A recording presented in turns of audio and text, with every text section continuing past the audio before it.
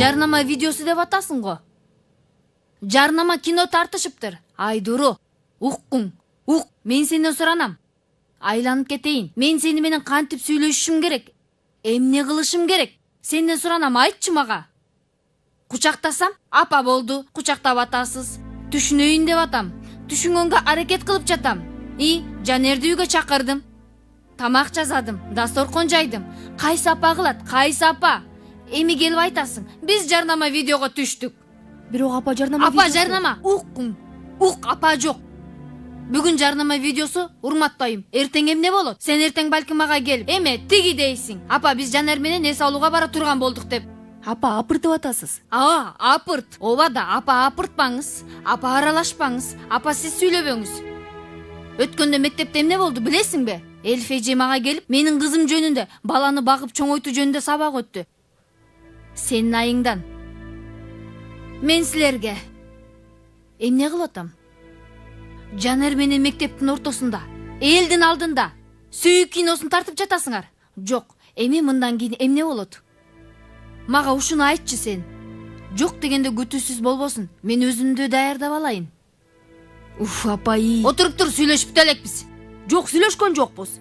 Сиз айтып атасыз, мен угуп атам. Айткан жокмун, суроо сурап, жооп күтүп атам сенден. Жарнама видео эмиш.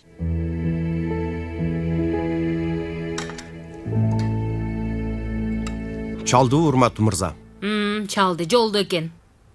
Ой, жезди, Рыфатты билесиз да Алла үчүн. Жумуш деген эч нерсеси жок. Анан бош убактысы жок экен мырзанын. Анан сюрприз деген бирдемелерди айтты го, бирок. Сюрпризби? Мен ошондон коркуп жатам. Шпинат жеп атасыңарбы? Юсуф эмне жеп атат? Биринчи салам бербейсиңби, Рыфат? Амансыңарбы? Козум, мага манты салып берчи. Юсуф шпинат жеп атабы? Элиф эжеси көндүрдү. Элиф эже? Сен аны муну коюп каякта жүрдүң, ошону айтчы мага. Тармалым. Мен муну алганы бардым. Бул эмне?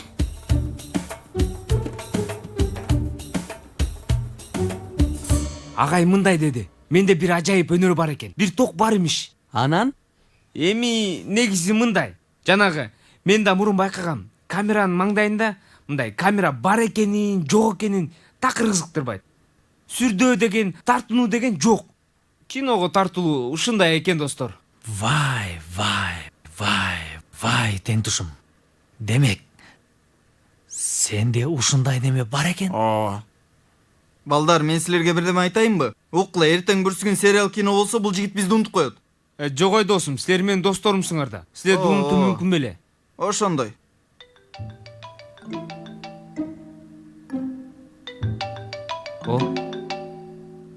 Угуп атам, агай. Ооба. Кенан агайбы? Сынак. Албетте. Жарайт, агай. Не дейт? Анан агай угуп атам. Албетте, агай, албетте. Сиз айтсаңыз эле болду. Ооба, дурууда макул болот. Ким макул болбосун?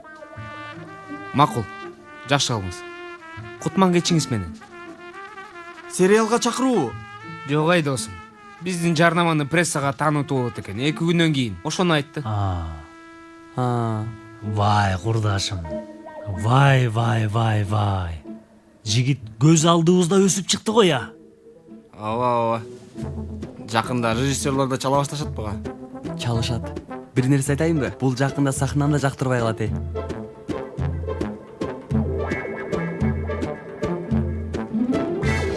Ошондойбу?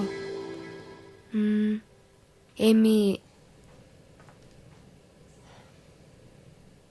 түшүнүп атам, Улашбей. Чындап рахмат сунушуңуз үчүн. Эми ал күн бүттү дегендей болгон.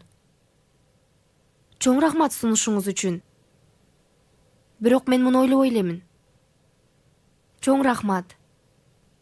Жакшы калыңыз. Ким бул мындай кеч чалган? Улашбей. Ким Улашбей? Биздин жарнаманын режиссеру болгон киши. Анан эмне дейт? Пресс-конференция болот экен. Анан? мен үчүн жакшы болот экен. Ал эмне дегени? Жаңы сунуштар үчүн дегендей. Алла, сен эмне дедиң анан? Жок дедим албетте, апа.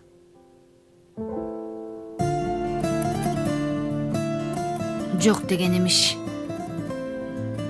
Ооба.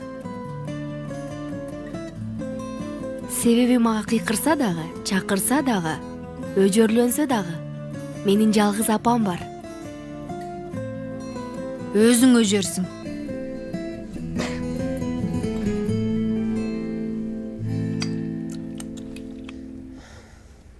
Рыфат, айтып бересиңби же үнүмдү жетишинче бакырайынбы? Макул тармалым, токто, бакырба. Иш мындай. Жездемдин күчтүү абийири, анан мамлекеттик кызматкер болгону үчүн. Ай, азыр мойнуңду жулуп алам эй. Токто Айнур, токто. Мүмкүндүк бер, айтсын. Биз банктан кредит алганыбызда, ал банк кредитти камсыздандырат экен. Кудай сактасын, бир нерсе болушу мүмкүн деп. Болуптур. Ооба. Анан бардым, камсыздандырган акчаны толук бойдон топтодум да алдым. Анан банкка карызыбызды бересизбейби? Ооба. Бирок эмне? Бирок түрк тилибизде колдонгон ширин байламта бар. Рыфат. Дагы эмнени ойлоп турасың сен? Жезде, биз бул акчаны банкка берсек эмне болот? Карызыбызды төлөгөн болобуз. Башыбызда, колубузда ордунда калат, ошондо? Рыфат, сен оюңдагы нерсени айтчы кана, бол. Жезде, бул акча менен 2 кафе ассак болот. Кандай дейсиз? Эмне дейсиз, ия? Алтыным, сен эмне үчүн мантын жеген жоксуң? Мен адам дуракта. Эмне дейсиз, Жезде?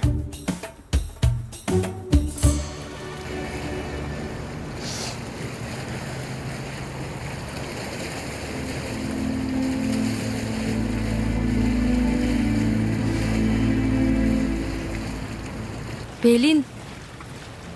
Geleringdi bilgemin. Al emне дегениң? Келериңди билгем деп. Албетте келмекмин. Үйдөн кантип чыкканымды билбей калдым. Телефондон эмнеге антип сүйлөдүң? Эмне кылып атасың бул жерде? Elif менен чогуу. Эмне? Elif эжей менен. Кенен агайды? Башка ким мени ыйлатмак эле. Pelin, аша чаппачы. Жок. Аша чаппай эле. Аны жакшы көрөм. Турганын, көз карашын, күлгөнүн баарын жакшы көрөм. Pelin, укчу, мунун жакшы эмес. Ооба, жакшы эмес. Сен да мени түшүнбөйт экенсиң. Тынчыңды алыптырмын. Кечирип кой. Кет. Досум жинде болбочу. Бар кет. Укчу, Pelin ашыкча кайгырып жатасың. Чын элеби алтыным? Койрас менен Дуру бири-бирин сүйүп атканда сен эмне болдуң эле? Ушул эки окшош нерсе экен. Сен чоң эле кишини. Эй, мейли досум, сен бир аз өзүңө келчи. Эмне үчүн мени эч ким түшүнбөй жатат? Эң жакын досум дагы түшүнбөйт. Агайын кургак сүйүү менен сүйгөн акмак кызмын да, Ошондойбу? Ошондой да, Андай эмес бирок. Мен аны аябай жакшы көрөм. Ага жакын болуш үчүн жеке сабак окутсун деп жалдырадым. Макул болбоду. Сен ойлогондой келесип эмесмин мен. Бирок эмне кылайын? Өзүмө да такыр түшүндүрө албай жатам. Эң жаманы түшүнгүм да келбей жатат. Pelin, мен түшүндүм. Жүрөм кетели. Жүрү.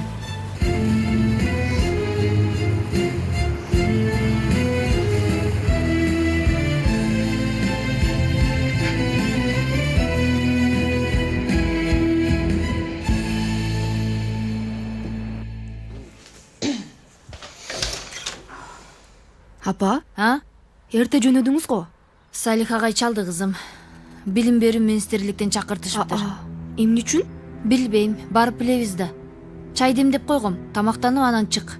Өптүм сени кызым.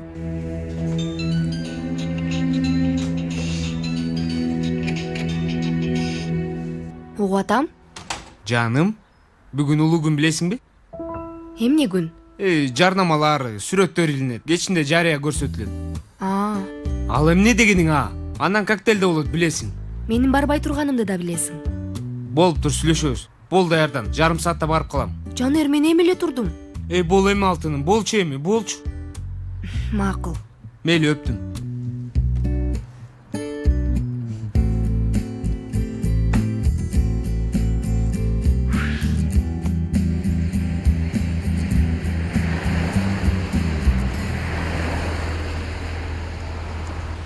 Бол досум, кеттик. Азыр дагы кыйын сынып башташат. Сен дагы тиги сабак алганыңдан баш тарт. Карасаң, ит алган Үскүдарды. Кеттик.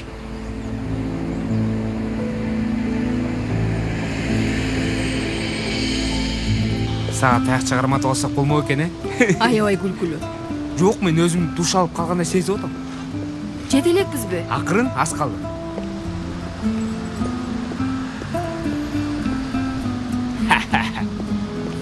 Бас, жетип калдык. Токто, болду. Өзүңдү бош карма. Бурул. Эми көздөрүңдү ачып кара. Супер!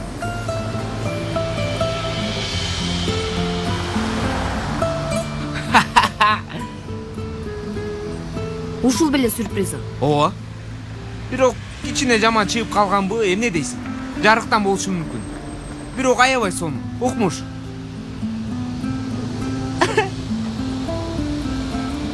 Жүрү Жанер, сабакка кечигип атабыз. Жанер. Жанер. Уктум, баратам. Бол.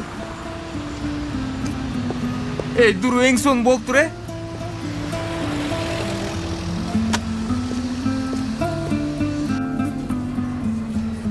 Кутман күнүңөр менен. Кутман күн. Салам. Актер досуңар кана? Продюсердик фирма лимузин жиберет экен. Ошону менен келет. Чын элеби? Ой, жок, тамаша. Бакыр өкүргөн бойдон кетти, биз каяктан билели? Валла.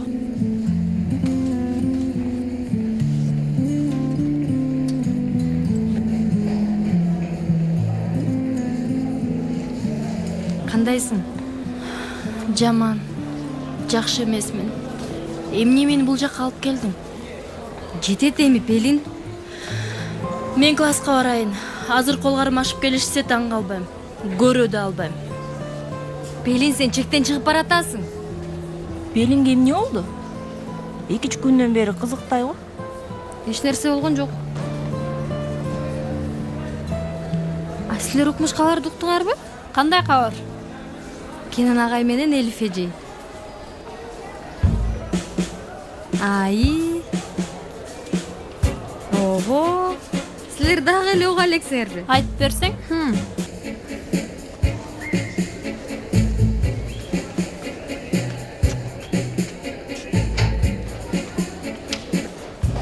Сизди жактырып жүрөбүз. Уктуңбу эмне деп атышат? Сабакка кечигип атабыз. Койсоңчу болбогун кепти.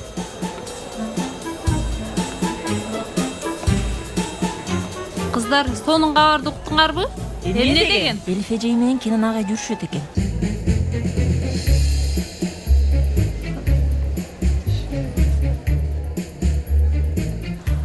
Белгин эжей, сиз үчүн эспе мага эшикти ачып бере аласызбы? Менин натыр себилген кол арчым баштыгымда калыптыр. Белгин эжей, сизге жаман кабарым бар. Ал киши жок жерден эле аткарган кыз сиздин кызыңыз деди. Уялып кеттим агай. Жаман болдум. Жарыя ишине уруксат бербей эле койсоңуз болмок. Эч нерсе болбойт Зехир эжей. Эч кандай кабатыр болбоңуз. Балаң болсо да бале экен. Бирок кече дууруну маңдайыма отургузуп алып сүйлөштүм. Эми апа заматта болуп калды. Апа эч нерсе кылган жокмун дейт. Түндө пресс-конференция деп чалышты эле. Дууру барбайм деп айтты окшойт. Балким ушуну менен ал нерсени токтотот окшойт. Жакшы болуптур. Ошондо иштерге аралашып, билим албай калган жаштар көп. Кийин өкүнүчтүү болот. Туура айтасыз агай. Бирок Дуру андай нерсе кылбаса керек деп ойлойм. Ишенем, Дуру акылдуу кыз. Кудайым колдосун. Айтканыңыз келсин агай.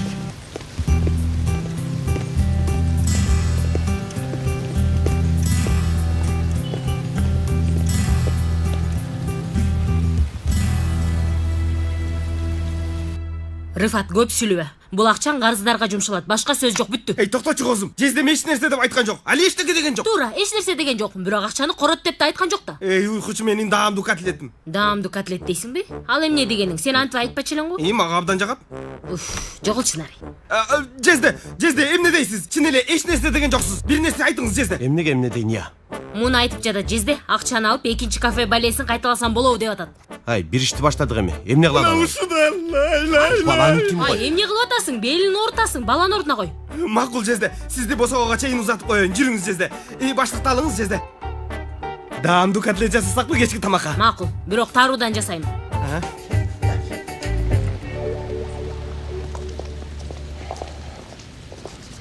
Галип, кутман күнүң менен. Кутман күн агай. Спорт залды ачтыңбы? Агай, сиз өткөндө айттыңыз эле го, мен так билбей калдым. Эмнени так билбей калдың, Галип? Сага аш дедим го. Жаап кой деген сагай. Макул, Галип, макул. Азыр аш деп жатам, түшүндүңбү? Ач. Түшүндүм. Спорт залды ачып койгом. Баракелден. Чоң рахмат. Мен да рахмат айтам агай.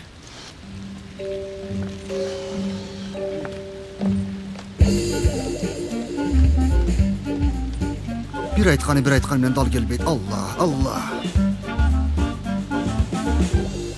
Чын, мен сезген мындай болорун. Башынан бери аларды бири-бирине жараштыргам. Кимди жей? Болот, ал нерсе болот. Кайсы нерсе? Осмон агай, биз эмне жөнүндө сүйлөшүп жатабыз? Эмне жөнүндө сүйлөшүп жатабыз? Эжей, сиз Кенен агай менен Элиф эжейдин окуясына кайгырган жоксузбу? Эмне үчүн кайгырайын? Эми анда эч нерсе жокпу? Алла, анда эч нерсе жок болсо, демек анда эч нерсе жок экен. Анда мен ушунча убакыт жөн эле эмне кылдым? Алла! Ай, Осмон агай.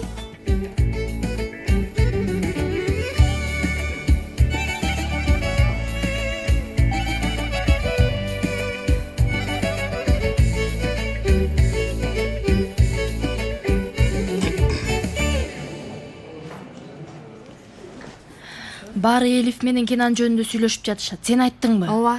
Эмне үчүн? Мен досумду тарынса анын жообун алыш керек, туурабы?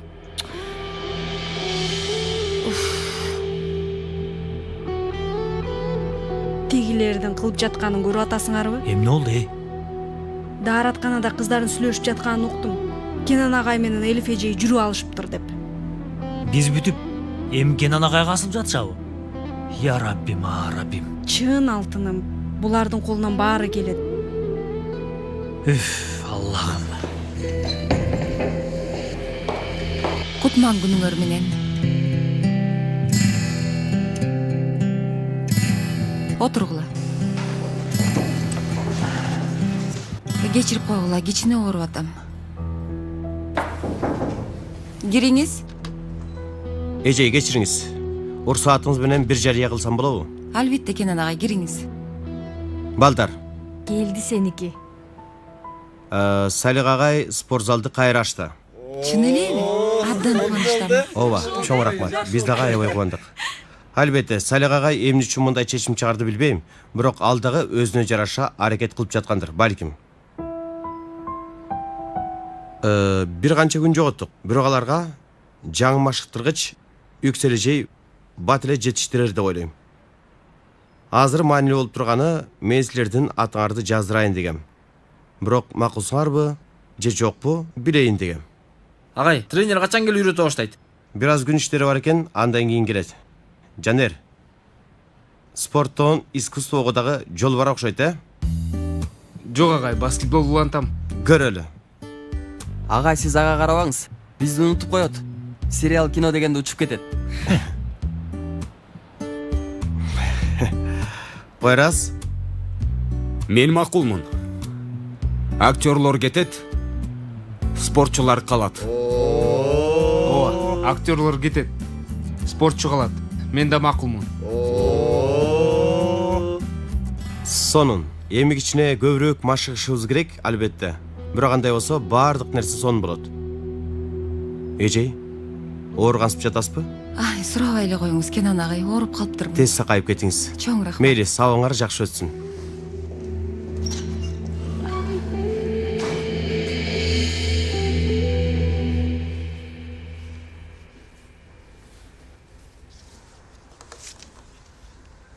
Рыфат, эмне кылып атасың я? Акчаны коротконго бир нерсе издеп жатасыңбы? Тармал козум, эмне деп атасың? Эмне дейин, Рыфат бей? Абей! Мынау сонун экен. Жалгыздыктан иштешкен өнөктөш. Мындай жарыяларды дайыма кайгылуу деп эсептейм, Тармалым. Жалгыздыктанбы? Ал кандай болот? Мындай адам зеригип, жалгыздыктан өнөктөш издейт, козум. Издешпей табышып аттысыңар эки жалкоо. Сенден жакшы тапмак беле. Абалыбызды кара, үйүбүз да жок. Деги өзүбүздүн үйүбүз качан болот экен, Рыфат бей? Мындай да козум, Рыфат Санжакылы кереметтерди жасайт. Жездем туура экен. Мен да моундан коркунуп турам. Бир нерсе дедиңби? Жок, ырдап жатам го, Рыфат бей. Койчу Салих деп атасың,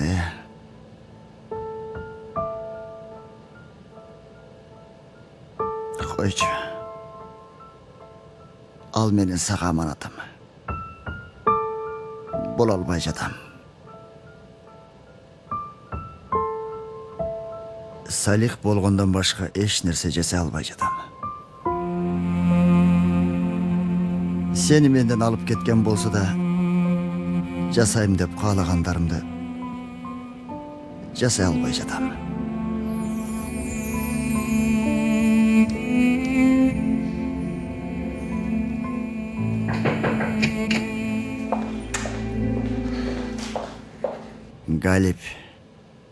Галип сага эшик какканды үйрөттүм, бирок кир деп айтышымды күткөндү үйрөтө албадым.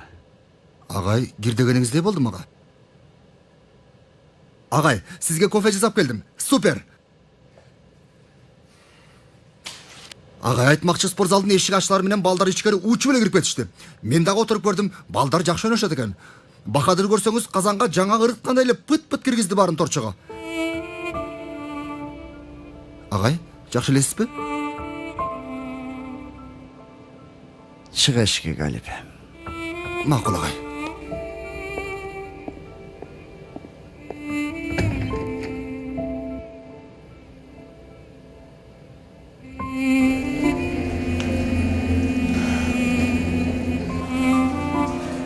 Агай, угуп атам. агай немем. Мен сизге бир нерсе айтышым керек. Угуп атам. Агай, билем, аябай кызыктай. Бирок мен Перим, менден уй албай эле койсоң болот. Айта бер, маселе эмне?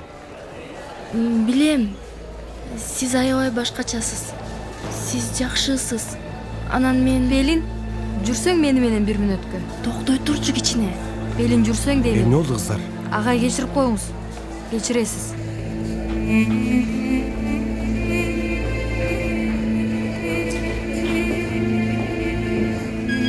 Кыздар, сыртка чыккыла, бол эми чык баттан. Белин, сен эмне кылып атасың? Жинди болдуңбу? Сен түшүнбөйсүң мени, түшүнбөйсүң. Ооба, ошондой, мен түшүнбөй атам. Анда мени тим кой. Өзүңдү отка таштап атасың. Бул жайылып кетсе эмне болот, билесиңби? Эмнеге Кенан агай менен Элиф эже жөнүндө ушак чыгардың? Сенин өчүңдү алыш үчүн. Эй, кайдагы өч? Кайдагы өч? Мен өч алайын деген жокмун. Мен Кенан агайды жакшы көрөм, сүйөм. Белин, болду, акырын бол, кечирип кой мени. Бирок дагы эле Кенан агай деп атасың. Кенан деп айта албай атасың. Баарысына акырындап жетишет элең го.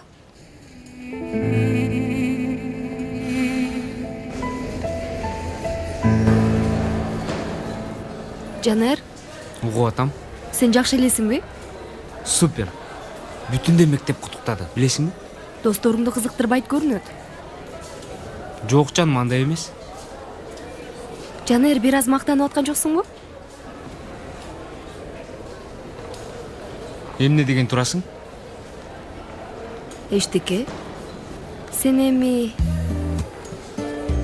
мейли, көңүл бурба. Кечинде сага сюрприз жасайм. Телефон чалам, күт.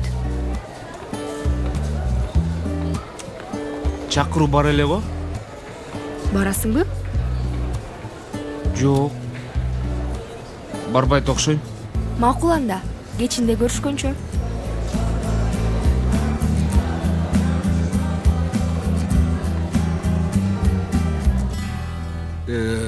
Белгини жей, мен сизди жанарыга өптүм го. Ооба, өптүңүз.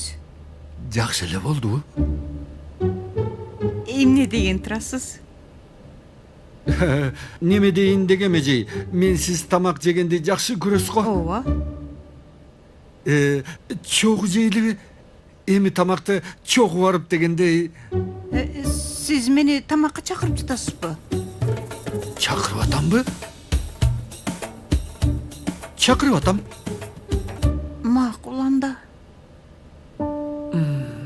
Макул десеңиз болмок эжей. Сонун болмок эле. Макул дедиңизби сиз? Макул анда дедим. Жакшы анда.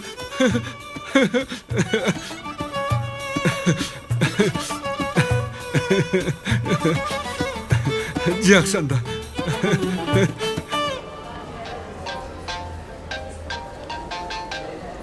Эмес, эшикти карап турчу. Телефон менен сүйлөшүп.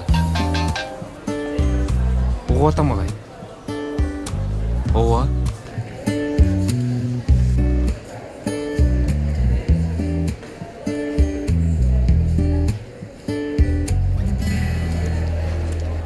Дуру, Уатам. сабак бүткөндө сабак окуйбуз да, Мен тапшырманы аткардым. Макул. Бирок сенден 1 саатка уруксат сурайм, макулбу? Макул.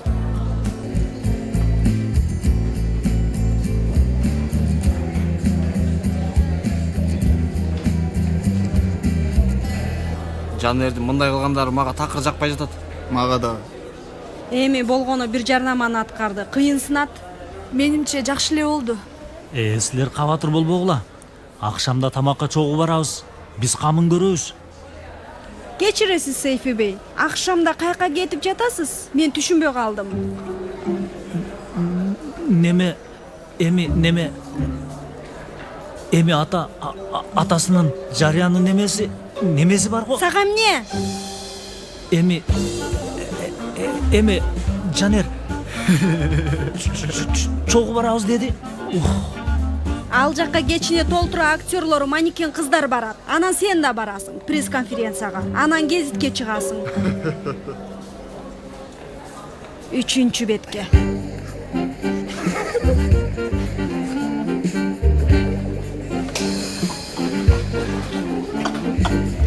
Мээси жок.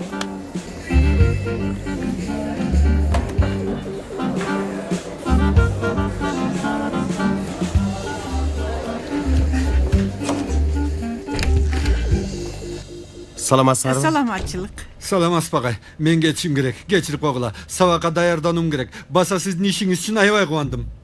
Рахмат. Уктук, аябай кубандык. Чын элеби? Чоң рахмат. Мен башында эле билгем болорун. Негизи менин анчалык үмүтүм жок эле, чын айтсам. Жакшы болду, аябай жакшы болду. Айтмакчы, Осмон бей дагы кубанычтуу го, Мени тамакка чакырды. Мен макул болду. Эми жакшы болуптур, Бүгүн баары жакшы кабарлар го, карасаңыз, сонун кабарлар. Ай Алла таалам өзү колдосун. Айтканыңыз келсин.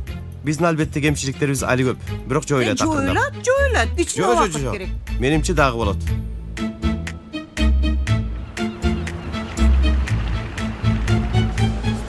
Бул абалда эмне кылабыз?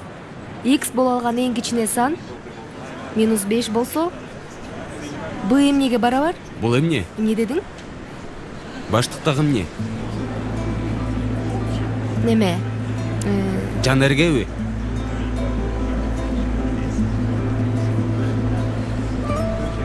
Эң кичине сан -5 болсо? Токтотолуу. Анан мен дагы иштешим керек. Сен да кетесиң ансыз да. Болуптур анда. Бирок суроолорду чыгарганды унутпа. Жарайт, чыгарам. Эсеп алсак болобу? Мейли эжей, чайлар менден болсун.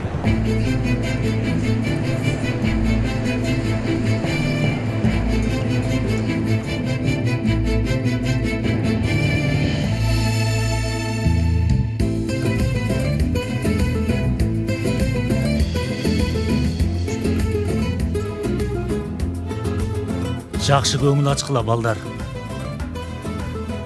Сейфи Айшөгүлдөн уруксат ала албай калды. Ошондуктан бара албайт. Кийингенде текке кетти, мынтип тоңкулдок окшоп. Бирок жарашып калды эле. Мейли. Туба Büyük Standa келет бекен тияка. Сенин барганыңды укса, сөзсүз келет досум. Чын элеби? Ой, Кудайым ай. Даярбыз. Балдар, силер бара албайсыңар. Кандайча? Эмнеге бара албайбыз? Досум, мындай базарга бара тургандай эмес да. Досум, барабыз деп айттың эле го. Эми жок, болбойт.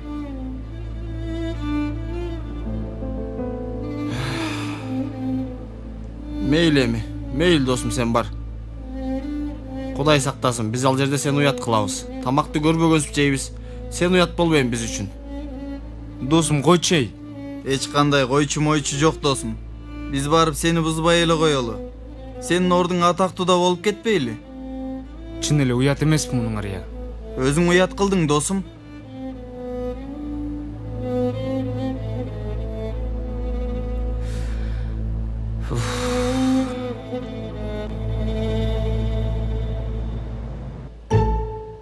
Агай, кирсем болобу? Жок агай, кире албайсыз. Эмнеге? Тазалап жатам агай. Анан эмне кылам? Эми аны мен билбейм. Барыңыз, бир жерде отуруп келиңиз, сейилдеңиз, бир нерсе кылыңыз. Болуңуз агай, болуңуз, кетиңиз, болуңуз. Тамаша кылып жатасыз бей. Эшикти ачыңыз. Осмон агай.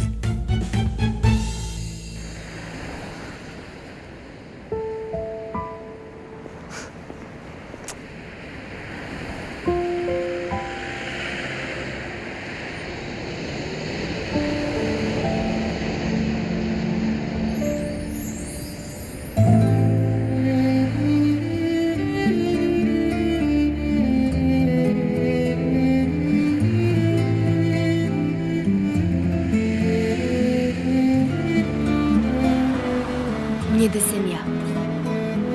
Не десем?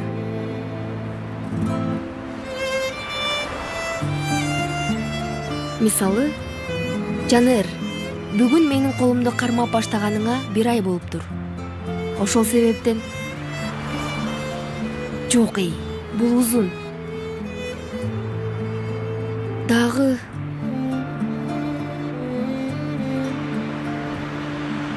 ашыгым, 1 айыбыз куттуу болсун. Бул кыска болуп калды. Мындай дагы. Эмне десем я?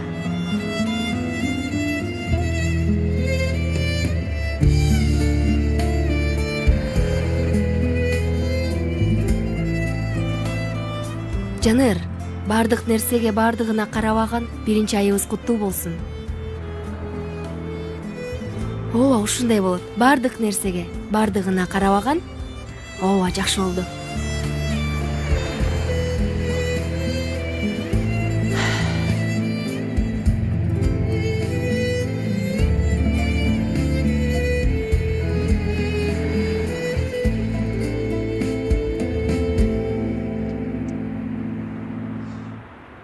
Каякта жүрөсүң, Жанер?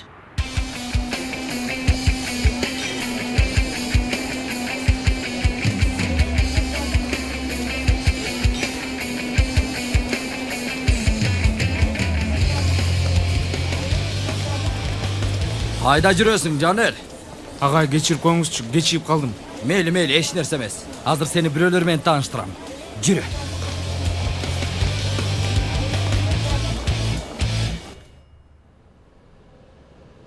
Жезде. Бүгүн сонун жерди таап алдым. Каерден? Биздин мектепке жакын мечит бар го, ошол жактан ичкериге бассаң 50 метрден кийин. Жакшы жерде экен. Кудай берди, эки көз бирөө болсо көр болмок. Ушундай беле? Анан? Анан сүйлөшүп алгандай болдук. Анда майлуу сүт болсун. Болот, Жезде, болот. Элифеже кандай? Жакшы, бир аз ооруп калыптыр. Элифеже ооруп атабы? Баралыбы? Балким жардам керектир. Билбейм. Барыңыз, Жезде, барыңыз. Баралыбы? Уулум, балким уктап жаткандыр. Түн ичинде эшик алдында турабыз. Телефон чалабыз, табаса барабыз. Чалып көрөйүнчү анда. Карасаң, акчасын аяп баргысы келбей атат. Барыңыз, Жезде, барыңыз.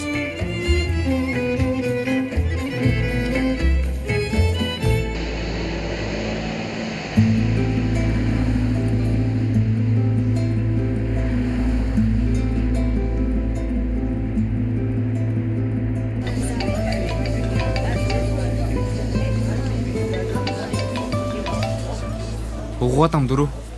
Жанер, каяктасың? Канча сааттан бери чалып атам, жооп бербейсиң. Неме, укпай калыптырмын. Бирок сюрприз үчүн телефон чала турганымды билет элең го. Ооба. Жанер, сен каяктасың? Жаным, Улаш агай аябай сурангандан жок дей алган жокмун. Сен ал жакка барбайм дебедиң беле?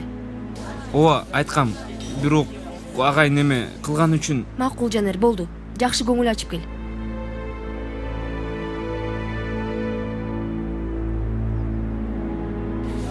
Дуру, алло.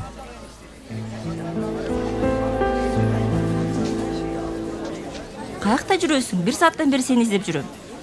Неме телефон чалып калышты. Тим кой азыр телефонуңду. Жүр ичине, сени бирөөлөр менен тааныштырам.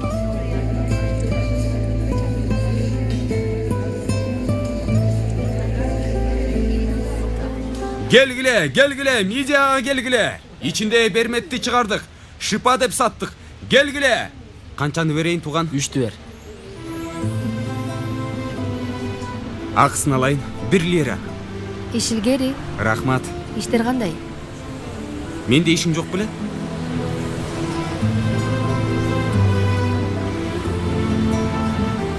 Муну бергени келдим. Аябай суук. Өшүп калба. Окуучум өзүнө жакшы карашы керек, туурабы? Сен жакшы элесиңби? Жакшы эле. Мейли, мен барайын. Апам азыр сарсанаа боло баштайт. Суроолорду чыгаргандан унутпа, макулбу? Сөз берем эжей. Медиа жейсиңби? Рахмат. Чогуу алам сабактардын акысын. Макул эжей.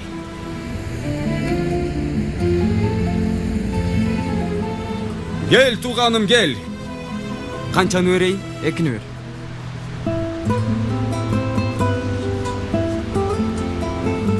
Аш болсун.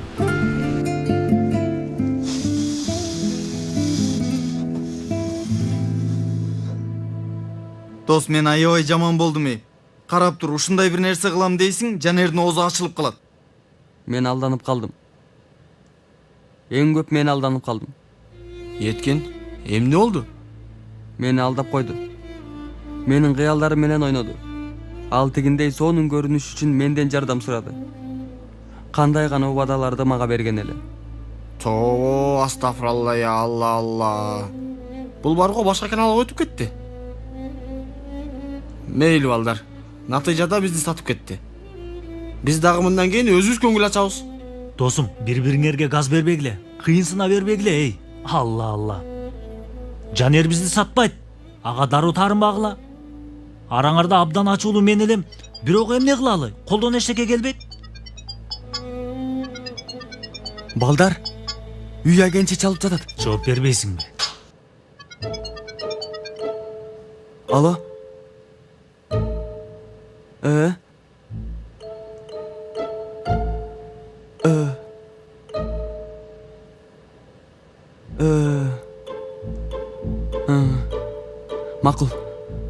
Макул. Достор, үйгө 850 лира бере турган кардар табылыптыр. Анан чыгышыбыз үчүн бизге даярдангыла деп айтты. Кандай болот ал? Ушул убакта келеби? Кардар менен ушул убакта келишеби? Ооба, киши кечке чейин иштейт экен, башка убактысы жок экен.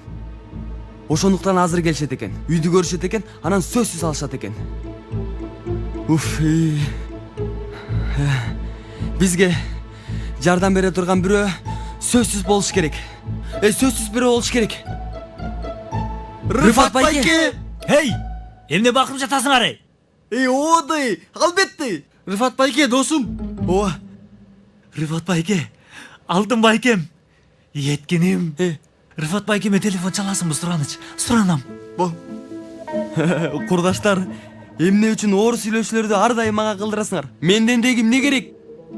Сенин оозуңдан айланып кетейин, менин досум. Ук, акыркы аракетиңди кыл. Жөндөмүңдү көрсөт. Ийгилик сөзсүз болот. Бул. Силерде бирок. Бизде. Козум, сен бир шарф токуп аттың эле, аның эмне болду? Токуй албай коюп сөгүп салдым. Турат тиякта. Жакшы кылыпсың. Рыфат. Элиф эже аябай сонун аял, О? Эми Кенан жезден дагы жакшы киши. Анан экөө биригип жашап башташса болбойбу? Ортодо чоң эле бала да кыжаалат болуп жатат. Балдар чалып атышат. Алло, жаштар, эмне кылып атасыңар? Эним, токто, акырын сүйлөчү. Түшүнбөй атам. Макул барайын. Дарегиңерди айткылачы. Макул, өтөм аерден солго бурулдум 50 метрден кийин. Макул, көрүшкөнчө анда. Болтур Айнур, бир жака барабыз. Эй, каяка түн жарымда? Үй көргөнү барабыз Тармалым. Рыфат, түн жарымында да үй көргөнү барат бекен? Козум балдар чалышты. Мындай дешти. Рыфат байке, кел, сен жок болбой атат дешти. Мен айттым, кел атам инилерим, барып калам дедим. Козум, менин баалуу экенимди байкадыңбы? Мендей бит алышпайт. Албайм да мен сени. Табылбас баалуум мен. Тур эми маймылым, тур. Бол, чайдын астын өчүрүп кой. Расын эстетпедиңби?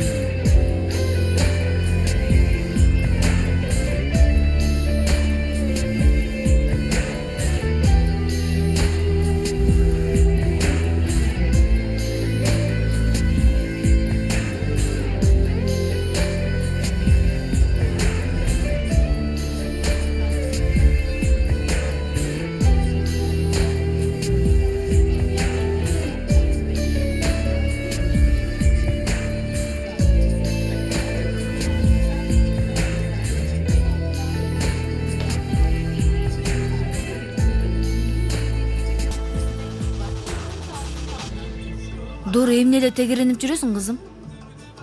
Жөн эле, апа. Сурабайсыңбы, билим берүү министрликте эмне болду деп? Эмне болду? Эмне болмок? Чоңдордон аябай жеме уктук Салик агай экөөбүз. Бирөө туруп алды. Сиздин кызыңыз ойноптур. Сиздин кызыңыз аткарыптыр деп. Дуру. Апа, мага чалып көрөсүзбү? Телефону тартып атабы, тартпай атабы көрөлүчү. Кайда эле? Биякта.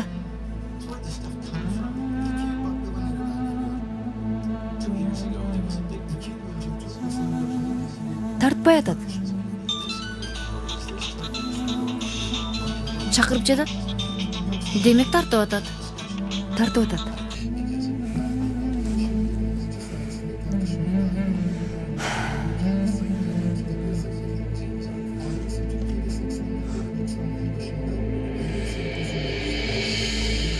Дуру.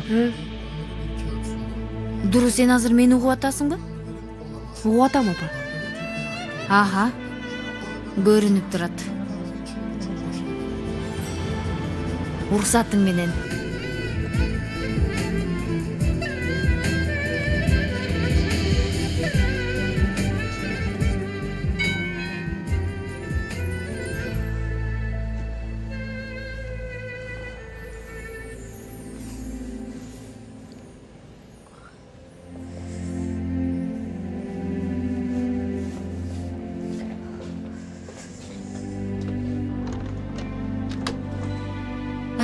Кош келгиле. Элиф эже, биз атам болуп сизди караганы келдик. Жакшы кылыптырсыңар, киргиле. Ой, Элиф. Жакшы элесиңби? Жакшы. Тура калганга башым айланып кетти го. Макул, жүрү. Оолум, Элиф эжеңди жатып салы. Сен жатып эс ала берчи.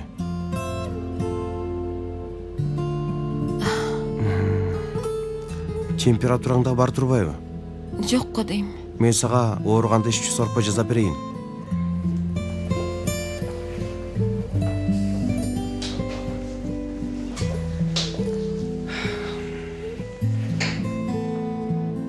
Кандайсың, Юсуф? Жакшы эже, өзүңүз кандайсыз? Жакшы элемин.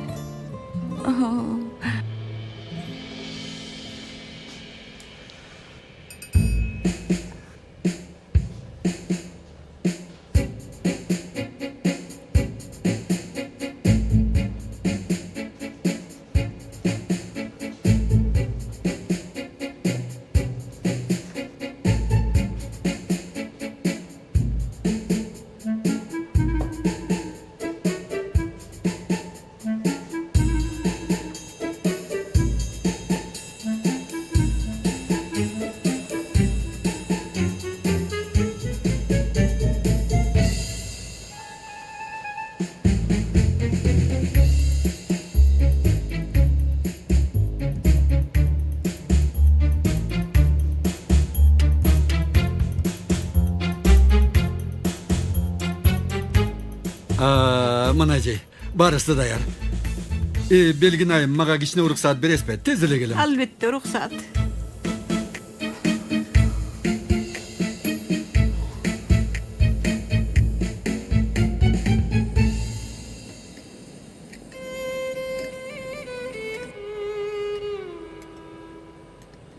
Анан, Эмне анан?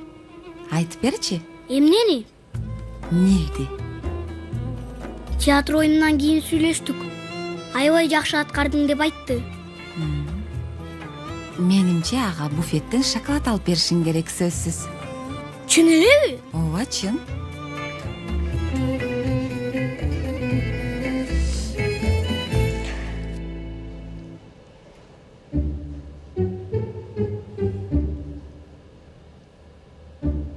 Мына мен келдим.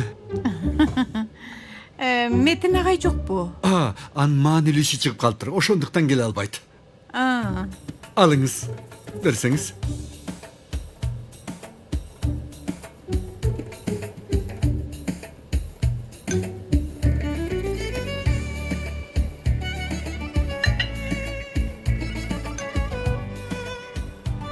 Мынакей, аш болсун. Эжей. Ay Allah. Emeli çemi.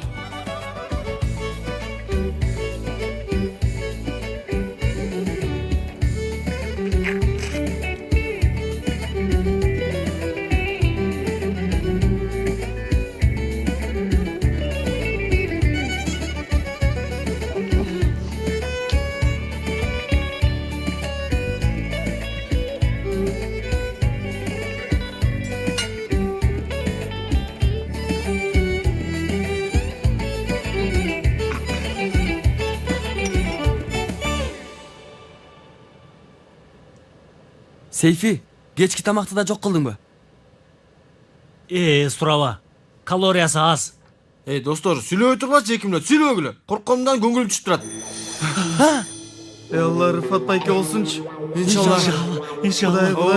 Amin. Bayke hoş geliniz. Kudayım verdi. En sonum oldu. Kudayım verdi, en sonum oldu. Kuday. Үйлөрү карап турду. Ay, Çağlar. Эмне болуп атасыңар? Байкелердин байкеси. Bayke. Ne oldu? Kargıcım benim. Эмне болду дейм? Ай, токточу. Ne oldu?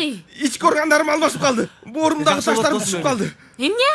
Ашыгым, сенин бооруңда таш бар беле? Эмне үчүн айтпадың мага? Жок козум. КамАЗ эзип койгон үчүн боор таштарым түшүп калды. Түшүп калсаң да жакшы. Hoş geldiniz. Son oldu. Başımıza bir iş düştü. Kurtarınız. Sizdi tutkandım. Son oldu. Başımıza bir iş düştü. Kurtarınız. Кетет! Алла алла! Бул үйдөгү келе соолук деңгээлиңер ордунда эле көрүнөт. Анда эмнеге чакырдыңар? Келиңиз жезде, куткаргычсыз байке, сонунсуз байке. Эмне болуп атасыңар? Байке, азыр мындай. Биздин аркабыздан бир ижара ортомчу агент жармашып алып, үйгө кардарларды алып келе берет. Сиз болсо алып келген кардарларга каршы чыгып бересиз. Эми бир аз убакыт утуш үчүн. Түшүндүңүзбү байке? Түшүндүм. Айнур, сен түшүндүңбү? Ошондойго. Байке, такыр билгизбеңиз аларга. Болгону кымбат бааны сунуштаңыз. Кийин чалабыз деп коюңуз. Oğlum, sen bul gevedemdin bilgizip koyganın gördün bele de uşul günge çeyin. Kana, birön çay demdep gelgile. Aynurum, biz bolsa olturalık. Bolgula. Kana, bol. Çay alıp gel, çay. Bol emi. Үй жакшынакай экен, э? Жакшы экен. Осман агай, ачыңызчы. Агай, барыңыз, сураныч. Тазалыктагы эле уланып жатат. Барыңыз дагы кичине басып келиңиз. Эмне үчүн шылырап жатасыз? Үнүм бүтүп калды. Экинчи суроо. Тазалыкта костюмчан кылып жатасызбы? Ишиме сый, урмат. Ишине сый, урмат. Эми түшүндүм. Агай, түшүндүрүп берем. Агай да келип калыптыр. Албетте түшүндүрөсүз. Эже кош келипсиз. Кандайсыз агай?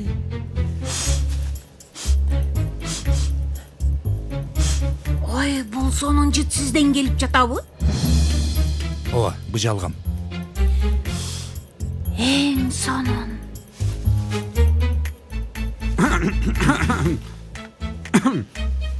Неме кылалы? Канаанда. Saat kançada келет экен тиги адам? Мен ушундай олтура берейин. Geliniz bayke, geliniz bayke. Mına üyümüz uşul. Балдардын айткандарын мээмдин тамырларына чейин ойлондум. Бул үйдү батирге алам. Аябай бай экен. Үйдү батирге алсат экен. Мырза, бирок тилекке каршы бул үйүбүздү бул байке алат. Келишим да түзүп койдук. Мен Рыфат Санжаклы, көңүл ачуу комплексинин ээси болом. Менин жубайым Айнур. Таанышканыма кубанычтамын. Бирок үйдү берип койдук байке. Канчага? 850. 850 Мен 950 берем. 950. Абидин бей, эмне болду? Ортодо түшүнбөстүк болуп калды. Мен эң жакын арада муну чечип, сизге кабар берем, Урутпаңыз, байке. келишим түзгөнбүз. Бул үй меники. Албетте. Жакшылык болсун, байке. Макул. Мен сизге чалам. Жакшы барыңыз. Канакей, Рыфат бей, биз ишибизге кайталы. Эми биздин үй байке чириги жок, жүзүмдөй. Газ акысы аз келет. Тынч жакшы жер. Кошуналар аябай ишеничтүү адамдар. Пол паркет, нымдуу эмес, жаңы эле жасалган. Жасалган ашкана. Арка жакта чоң бакчасы бар. Мынакей, абдан сонун тандоо кылдыңыздар. Аябай сонун кылдык. Ооба. Үйдү батирге алабыз. Ушунчалык сонун. Тармалым майлуу сүттүү болсун. Жездемдикине конок болгондон куткарылдык. Эмне кылабыз? Байке, менин кафеме барып чай ичип кетиңиз. Албетте. Мечит барго, мектептин жанындагы. Мечитти билем. Ошол жактан 50 метрден кийин солго. Сөз келем. Сейфи, эмне кылабыз, Сейфи? Ой, Метин агай, сизди Кудайым жибериптир. Болбосо берде өзөрү өлгөн аткам. Баса ичегидеги бужу эң сонун Аш болсун эже. Кыязы сиздин Осмон агай даярдаган дасторконго ичиңиз толбой калган көрүнөт. Тобо. Агай, силер азыр бир жаныбардын ичиндеги ичегини... Ооба агай, бир жаныбардын ичегисин жеп атабыз. Эмнекен майлуу даамдуу сонунда. Бушунча даамдуу. Бергини жей. Анын ичинде эмне болгонун билесизби? Албетте билем. Менин биология мугалими кааласаңыз эмне болгонун айтып берейин. Жок. Осмон агай, келиңиз, сиз дагы жеңиз мен үчүн. Жок, эже, чоң рахмат. Албайсыз Осмон агай, неге албай жатасыз? Белгин айымдын Осмон агай үчүн анча баркы жок окшойт. Болмок беле агай, ошенткениңиз. Кана бир тиштеп көрүңүзчү. Эже, жок. Эми бул жеринен кечип бир тиштейм. Осмон агай. Осмон агай. Ай, Осмон агай. Осмон агай. Карасаңыз, Осмон агай. Ай. Осмон агай.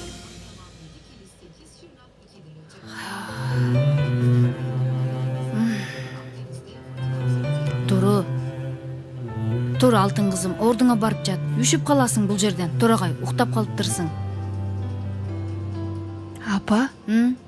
Телефонум жыңгырадыбы? Чалбаптыр, СМС да жазбаптыр. Эмне болуп атат, апа? Эмне кылып жүрөт Жанер? Кечирим сураш үчүн чалыш керек да. Кайдан билейин эми Дору? Эртең мектептен көрүшөсүңөр. Ошондо сурайсың да. Боло кой, ордуңа барып жат. Бар. Азыр апа телефонумду алып алайын. Балким чалып калат. Балким.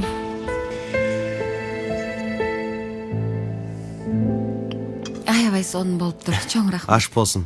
Кана, температураң бар бекен? Этиң сык турбайбы? Чын элеби? Мен сага дарап келейин. Бул убакта каяктагы ачык дарыкана табасың? Нөмөччү дарыкана бар да. Кенан, чын эле кереги жок. Азыр. Юсуф, мен келгенче Элфежеңди жакшы карап тур, макулбу? Жарайт.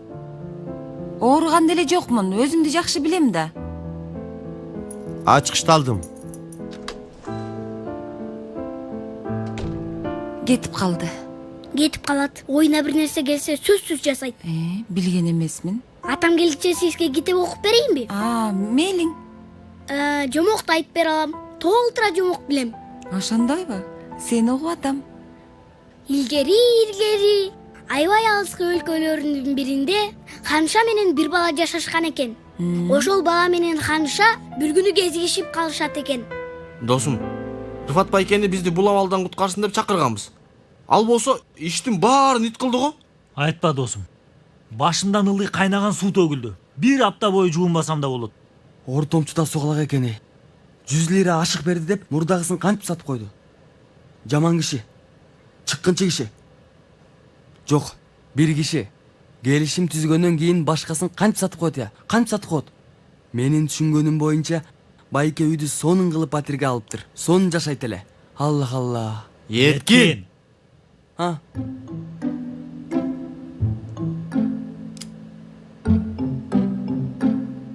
Балдар, Өмөр дагы биз менен чогуу болсо жакшы болот эле.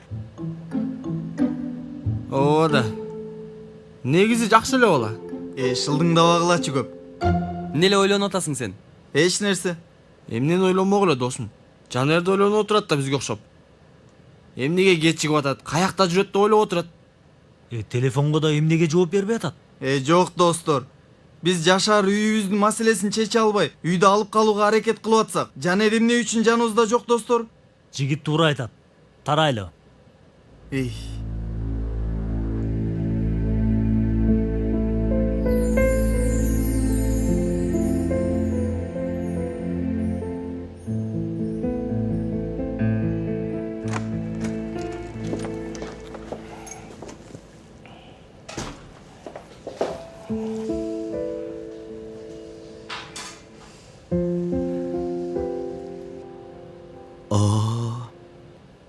Негизи мага жомок айтып берип аткан болчу.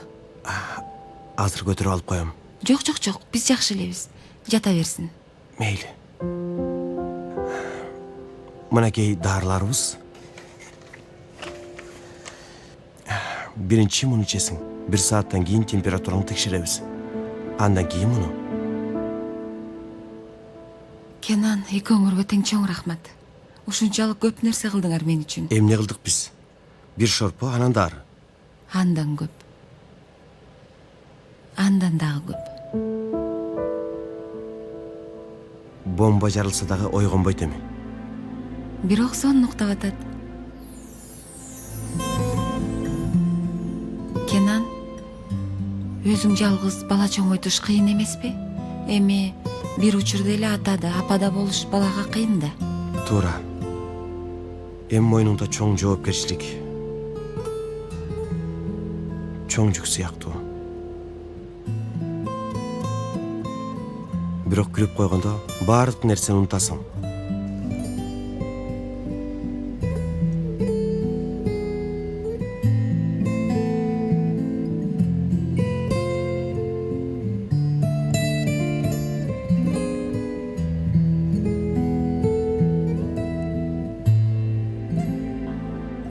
Досум дуру уктап калды окшойт, СМС жазган жок. Балким сабак окуп атып укпай калгандыр. Болушу мүмкүн. Келди. Эмне дейт? Танго курстарында 40% арзандатуу бар экен. Арзандатуубу? Анда баралы. Кайдагы арзандатуу? Эмне деп атасың? Дурудан эмес тура. Ооба, дурудан эмес. Бул жарыя СМС. Ушул убакта да жарыя болмок беле балдар. Бул дагы жарыя болсо анда. Бул жолу дурудан. Бирок кабар жаман. Алдагы Жанердин каякта жүргөнүн билбейм деп жазыптыр. Мына сага. Балдар, мен чындап эле коркуп баштадым. Ой кудай ой. Салам жаштар. Тынччылыкпы, укта элексиңерби? Мафияда тизилип алгансыңар го? Уктаган жокпуз, уйку келген жок. Эмне кылабыз? Балдар, ушундай чөйрөдө болдум. Элестетсеңер да көрө албайсыңар. Бир жагымда Элиф Карлы, бир жагымда Өзжан Деңиз, бир жагымда Бердан Мардини. Так эле жомокто кудай кече. Өзүнчө бир башкача дүйнө я.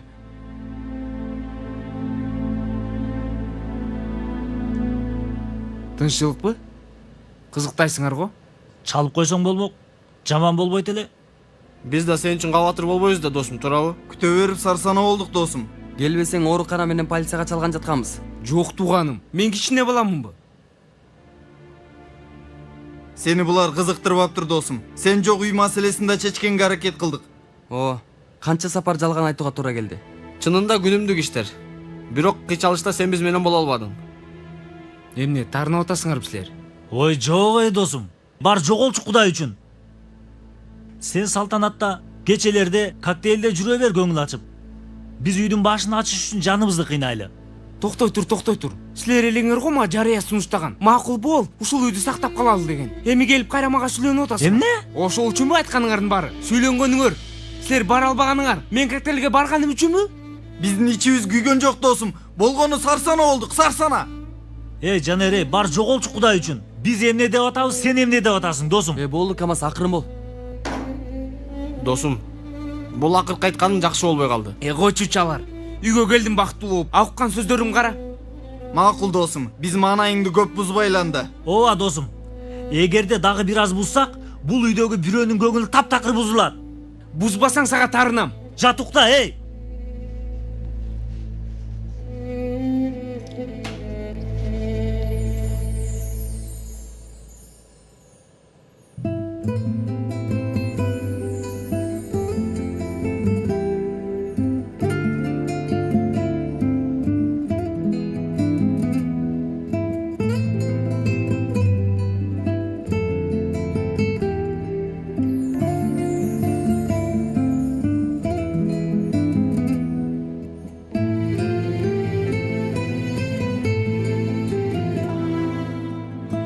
Окшош нерселерди кээде ойлобойбуз.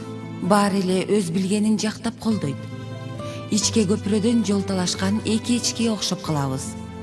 Каршыбыздагы да мага окшоп ойлонсун деп каалайбыз. Колубуздан келбейт. Көңүлүбүз ооруйт.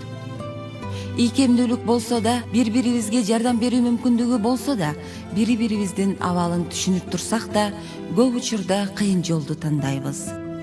Кыйналаарыбызды билип туруп, ошентебиз.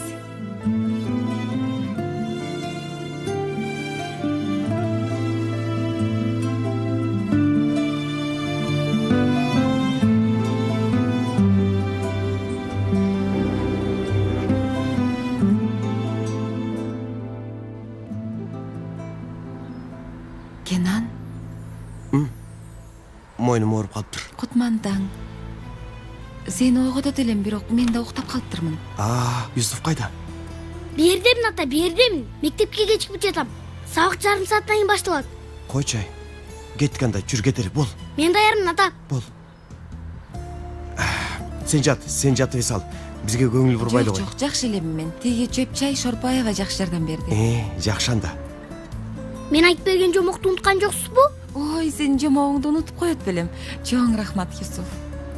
Бүгүн мектепке барам деп ойлобо. Жатып эс ал бүгүнчө. Макул. Эгерде өзүмдү жакшы сезсем. Жакшы сезсем деген шылтоо жок. Болуптур, биз кеттик. Үйгө да барышым керек. Силерге чоң рахмат. Ишиңерге ийгилик. Болуптур.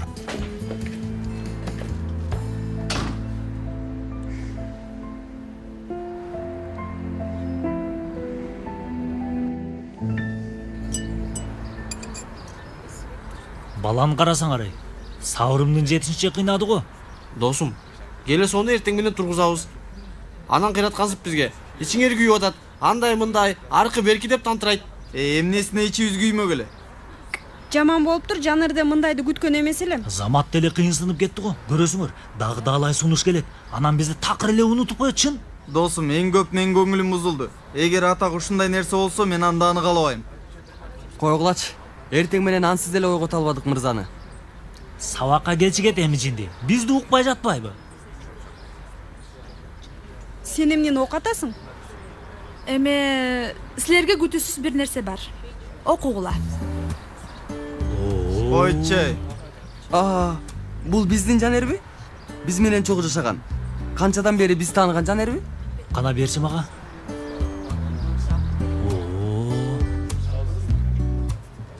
Оба, өзү экен.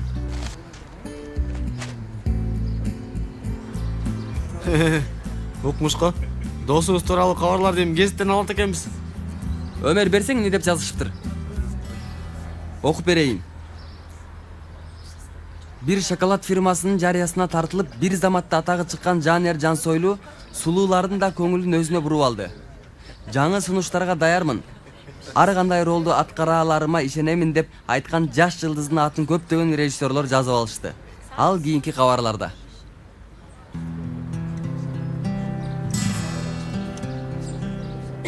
Бала көзгө көрүндү.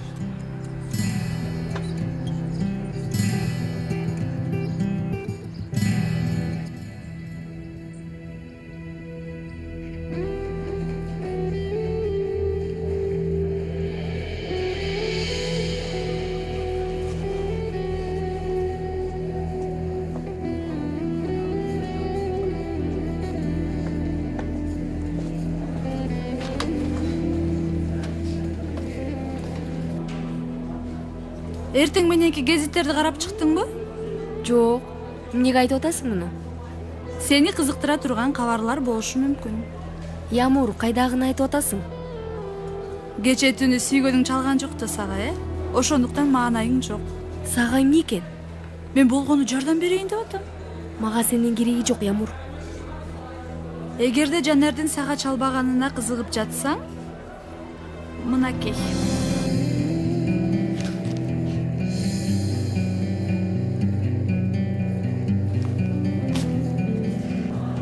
Берет элем, бирок сактайын деп жатам. Менимче мектептен чыккандан кийин сатып ал. Түгөнүп калышы мүмкүн.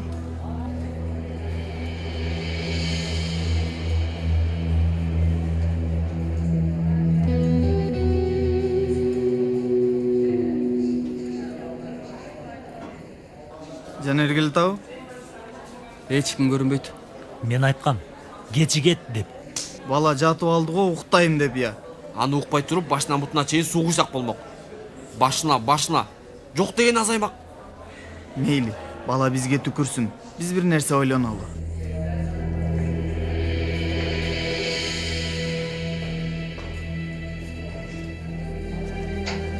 Дуру. Кечеки үчүн кечирип койчу. Эми билем жаман нерсе кылдым. Бирок элестетсең кимдер менен тааныштым? Сценаристтер, Ишин режиссер. албай атам сага, Жанер. Мен кечинде суукта канча саат дарактын астында сени күттүм. Сен каякта элең? Тигил коктейлде. Эмне үчүн? Себеби тигил коктейлдегилер. Менден да маанилүү болчу, Жанер. Кечээ биздин 1-айлык юбилейибиз болчу.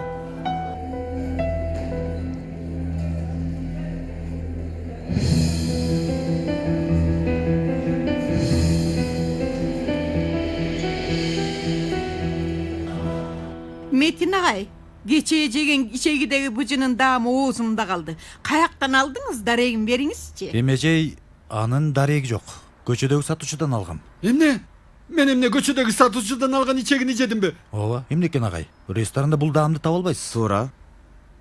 Эми көчөдөгү ичегинин даамы артыкча болот. Кенен агай, сиз дагыбы?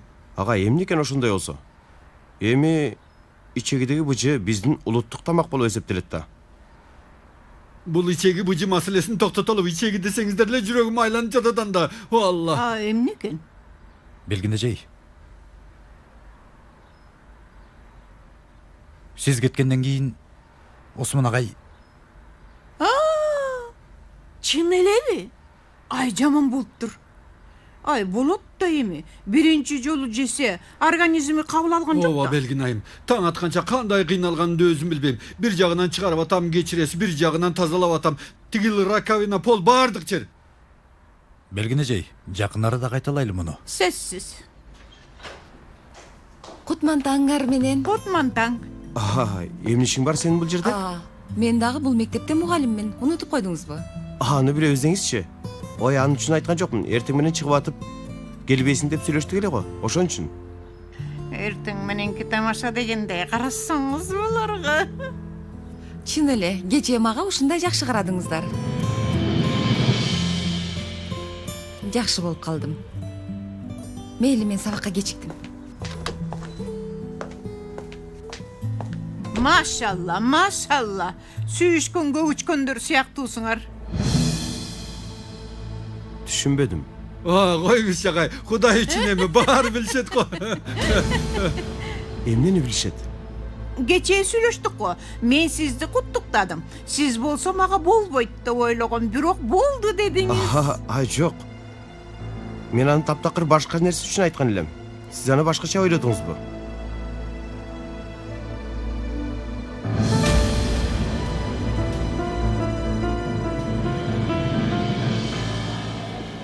Кутман таңар менен Түш болуп калды. таарыныштабызбы? Еткин. Мына бул X балага айтып койчу. Таарынган жокпуз.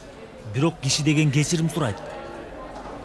Жанер, Сейфи айтты. Таарынган жокпуз, бирок киши кечирим сурайт дейт.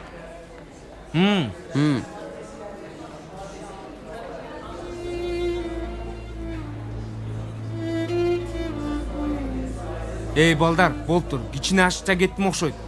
Бирок мен ушунчалык сонун кечеде болгондон кийин үйгө келип оор жемелерди угуп, анан кичине жиним келип кетти.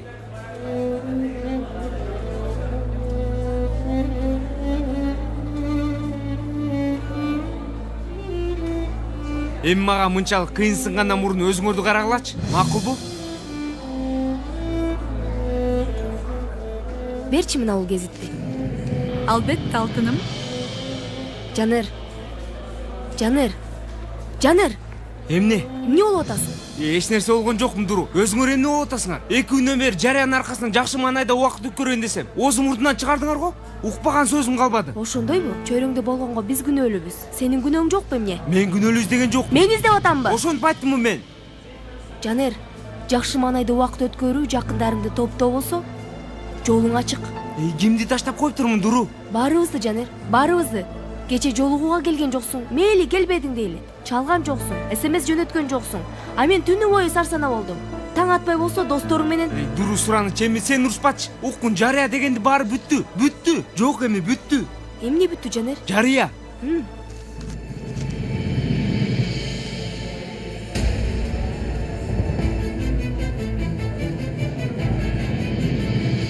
Менимче эми башталып атат. Албетте сен муну токтотпосоң.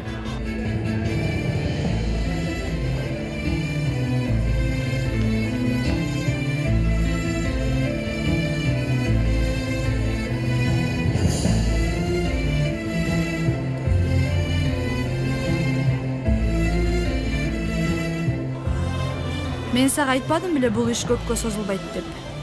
Көрдүңбү? Уруш талаш эле болуп жатат. Яамур, урушуп жатышат деп үмүттөнгөн жоксуң да. Бул иштер эч качан белгилүү болбойт Айшегүл. Мен сенин кайгырганыңды каалабайм, түшүндүңбү? Сен мага кабатыр болбо.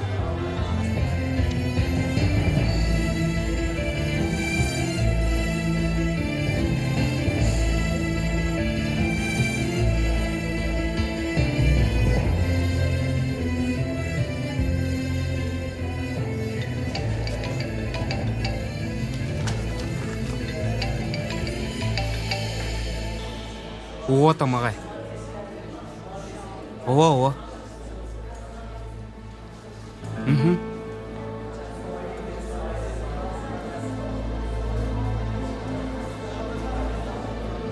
Макул агай.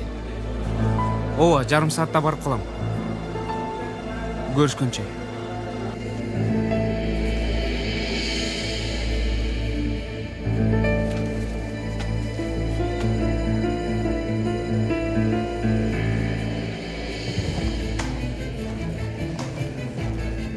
Каяка? Сабак башталат азыр. Бүгүн сабакка катышпайм.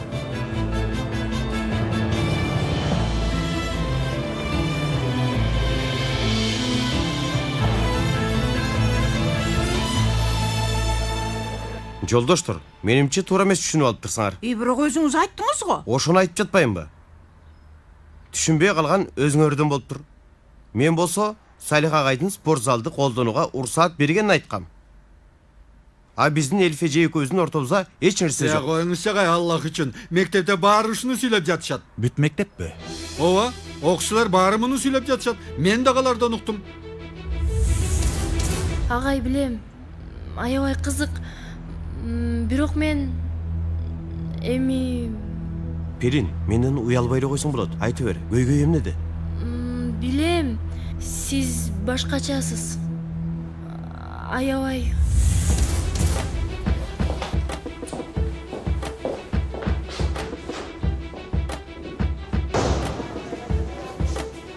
Перин, Угуп жатам, агай. кечээ мага бир нерсе айтайын дедиң эле. Эмне эле? Агай, мен Негиз жанарак уктум. Бирок мага эч жаккан жок. Бул болбогон сөздөрдү заматта жок кыласың.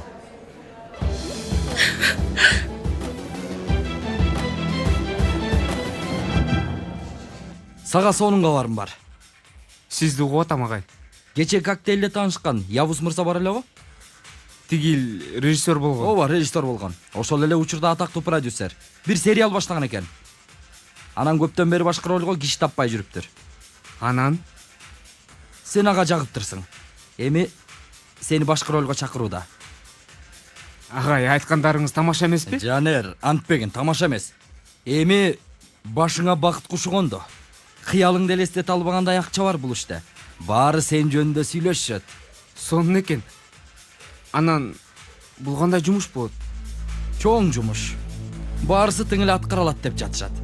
Продюсердин акча боюнча эч кандай кыжалаты жок. Жакшы иш болсо эле жетет деп атат. Бирок бир жагы бар. Иш Мардинде болот. Мардинге кетишиң мүмкүн. Макул деңизчи агай. Бирок эми мен досторум, тааныштарым бардык нерсени бул жерде билесиз. Жанер, досторуң, мектебиң, үй бүлөң бул жерде болушу мүмкүн. Сага эч ким оңой болот деп айткан жок. Аябай көп акча табасың. Көп убактыбыз жок. Бардык нерсенин акысы бар. Макулсуңбу?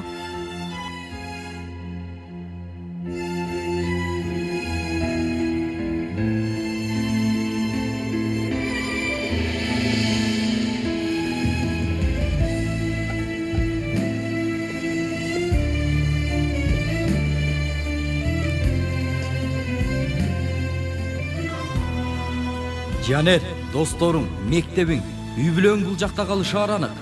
Сага эч ким оңой болот деп айткан жок. Аябай көп акча табасың. Бардык нерсенин акысы бар. Не дейсиң? Бүтүүгө убактыбыз жок. Иш дароо башталат. Макулсуңбу?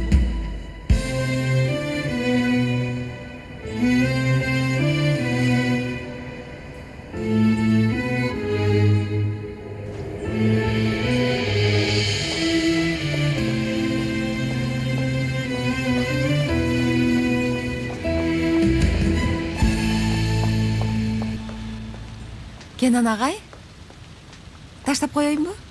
Жок, убара болбоңуз, рахмат. Коюңузчу, кайдагы убара? Кече көп нерсени кылдыңар мен үчүн. Болгону 2 кечего. Элиф. Эмне болду? Экөөбүз жөнүндө ушак чыгарышыптыр. Сүйлөшүп жүрүшөт деп. Жок жерден кайдагы эле сөздөрдү таап алышат билбейм.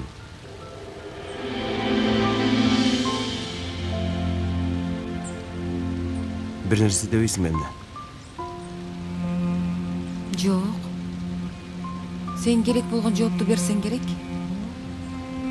Жакшы бар.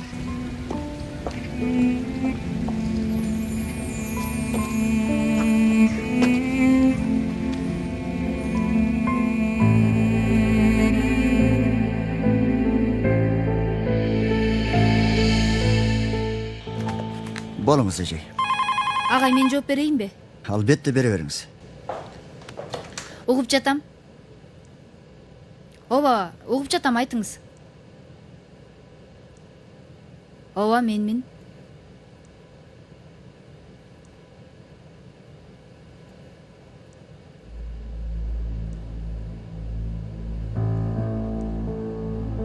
Түшүнбөдүм. Албетте. Мен айтып коем, сөзсүз айтам. Тынччылык бежей, эмне болду? Агай, билим берүү министрлигинен чалышты. Мени мүдүр жардамчылык кызматынан алып коюшуптур. Башка кесиптешибизге өткөрөт экен кызматты. Эмне?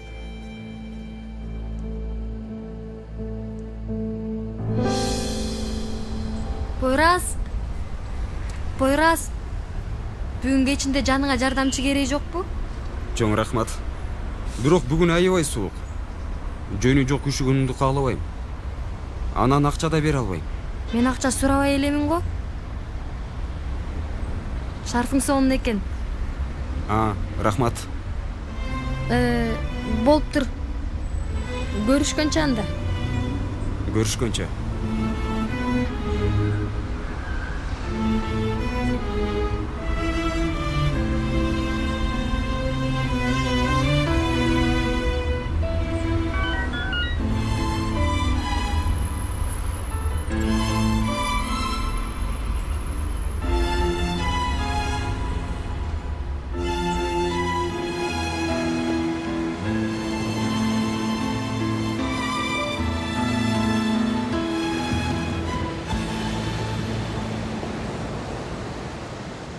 Сен бир нерсе айтам дедиң эле го. Дуру, кыскасы кайсыл жагынан баштарымды билбей атам. Кечирим сурап баштасаң болот, мисалы. Тигил гезиттен көрүп кичине ачууландым. Ашыкча кабыл алган жокмун деп атам. Бирок баары бүттү. Ошондойбу? Дуру.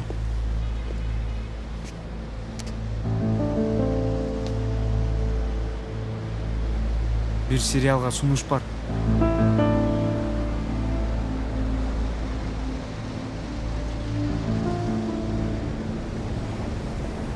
Бүттү дедиң эле го. Бүгүн айттың, бүттү дедиң.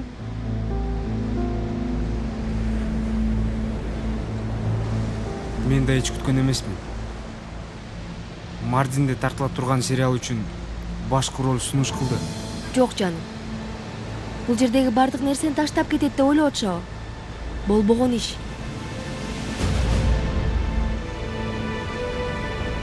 Ушундай сунуш кылыш дейм.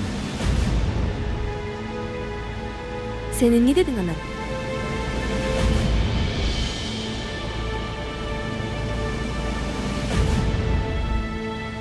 Жанер, коркутуп атасың мени. Макул болгон жоксуң да,